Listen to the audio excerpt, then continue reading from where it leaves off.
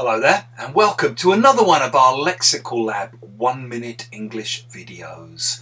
If you like this video, make sure you subscribe to our YouTube channel and check out our website www.lexicallab.com to find out more about our online English language lessons.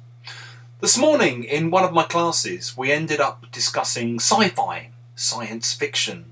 And students were talking about sci-fi books and films and TV series that they've seen or read, and talking about what they got from them, what they got out of them, what they meant to them. There was some discussion about where you draw the line with what is and what isn't sci-fi.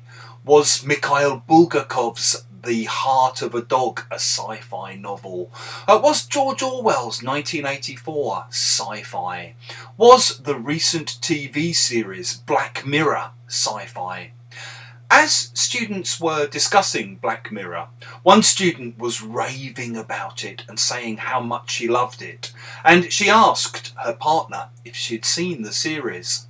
The partner confessed that she hadn't, and added, it's one of those series I've been meaning to watch for ages, but what with one thing and another, I just haven't got round to yet.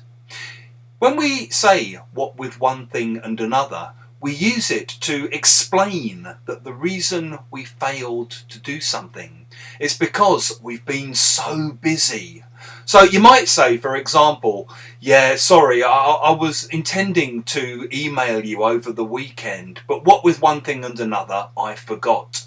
I meant to phone you yesterday, but what with one thing and another, I never got round to it. I'm really sorry. It's a great excuse for why you haven't done things. So, if you're a student, sorry, do you have the piece of writing for me? I'm really sorry, I wanted to do it, but what with one thing and another, I just didn't have time.